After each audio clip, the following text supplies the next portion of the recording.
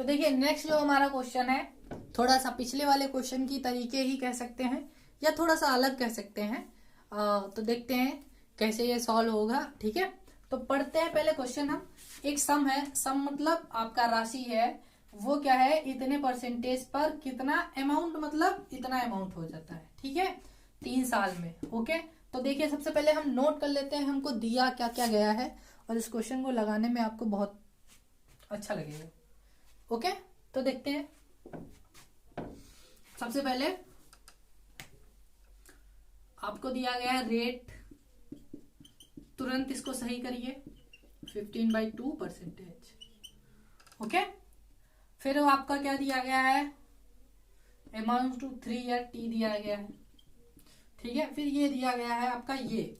अब देखिए यहाँ पर ये नहीं कह रहा है सम, ठीक है, यहाँ पर क्या कह रहा है, एनम अमाउंट्स, मतलब एक राशि है जो कितना अमाउंट हो जाती है इतने रेट पर 3 साल के बाद।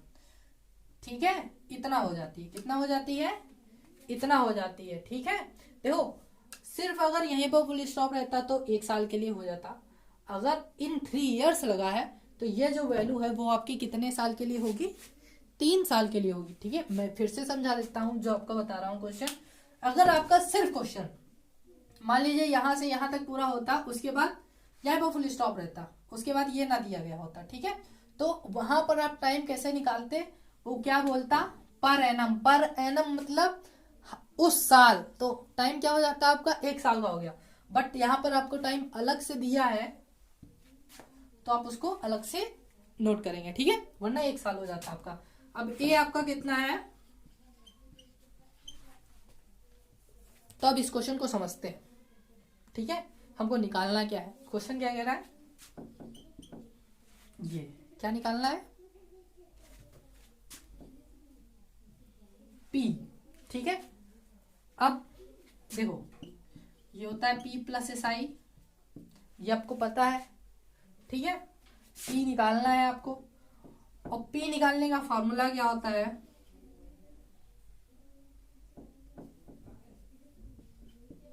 SI इंटू 100 अपॉन R और T। ठीक है, तो आपको SI भी नहीं दिया गया है, SI दिया गया है, नहीं दिया गया है। ओके, तो आप अब इस क्वेश्चन को करेंगे तो करेंगे कैसे। ठीक है, तो यहां पर हम सबसे पहले एक चीज को मान लेते हैं x। क्या मान लेते हैं, x किसको मान लेते हैं हम, p को मानेंगे। क्या मानेंगे, p हमारा क्या है, x है, कितना है, x है। ठीक है, अभी मैं बताऊंगा आपको SI को मैंने क्यों नहीं x माना। ठीक है, आपके मन में ये भी सवाल आ सकता है कि SI को मान करके हमने क्यों नहीं माना। ठीक है, तो वो मैं आपको आगे चल के बताऊंगा कि मैंने SI को x क्यों नहीं माना। अब हम इस क्वेश्चन को सॉल्व करते हैं। तो देखिए इस क्वेश्चन को जब हम सॉल्व करेंगे तो सबसे पहले P हमने जब मान लिया तो मतलब P माना तो हमारे पास क्या है, P हमको दिया हुआ है। ठीक है भाई, जो चीज मानते हैं वो तो उसी को थोड़ी ना निकालेंगे, तो दूसरी चीज को निकालेंगे हम। दूसरी चीज हमारे पास क्या नहीं है, SI नहीं है, SI निकालते हैं हम। PR/T अपॉन 100, P हो गया x, R हो गया आपका 15.2। ठीक है, तो नीचे 100 कर लेते हैं, और कहाँ गया, T कितना है 3, सॉरी यहाँ पर इनटू का साइन 3, तो टोटल आपका कितना आ जाएगा देख लेते हैं, 45, थोड़ा कट कर लेते हैं, 5 3 जा और ये 20 होता है, तो 9x अपॉन कितना आ जाएगा 40। ठीक, तो हमारे पास SI कितना आ गया, 9x अपॉन 40। ठीक है, अब देखिए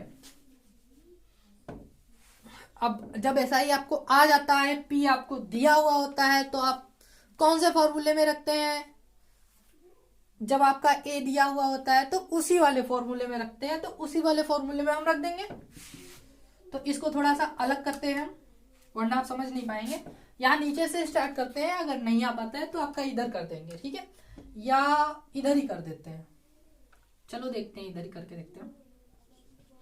तो ए आपका कितना हो जाएगा, P प्लस SI होता है, और P हमने माना X, SI हमने माना ये।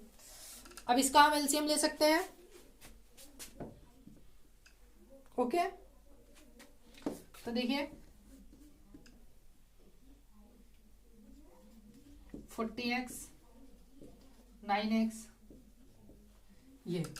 ओके, अब ये आपका क्या हो जाएगा, 49x 40, इधर नहीं लिख रहा हो तो a बराबर हमारा क्या आ गया, 49x अपॉन 40, और a जो कि आपका दिया हुआ है उसके बराबर में रख देते हैं हम। अब क्या करेंगे, हम यहां से p अपना निकाल सकते हैं। ओके, तो निकाल लेते हैं p।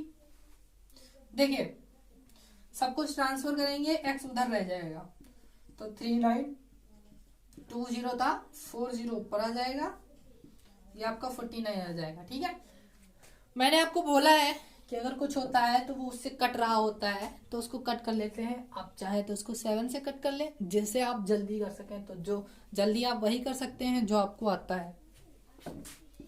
तो देखिए 7 से इसको कट कर दीजिए, 5 जा कटेगा, फिर 6 जा कट जाएगा, फिर 0 आ जाएगा आपका, यहाँ नीचे 7 आ जाएगा। फिर आप इसको 7 से करेंगे तो कितने बार में कटेगा, 8 0 आ जाएगा। तो x आपका कितना आ जाएगा, 8 0 और 4 0, इनके मल्टीप्लाई कर देंगे 3200, ये आपका आ गया x। देखिए x हमने इसलिए माना था क्योंकि यहाँ पर हमको क्या दिया गया था, ये x दिया गया था। ओके, ठीक है, अगर हम SI में रख देते x तो वो क्वेश्चन सॉल्व तो होता, बड़ा कठिन हो जाता। ओके, तो ये इजी वे है। और इन केस आगे भी आपको कभी इन दोनों में से SI ही निकालना हो, फिर भी आप क्या करेंगे, P को ही x मानेंगे। ओके, जब x आपका आ जाएगा तो वहां से वैल्यू पुट करके आप निकाल सकते हैं। ओके, तो अब हम चलते हैं अपने नेक्स्ट क्वेश्चन की तरफ। क्वेश्चन अच्छा था ये, कमेंट करके बताइएगा।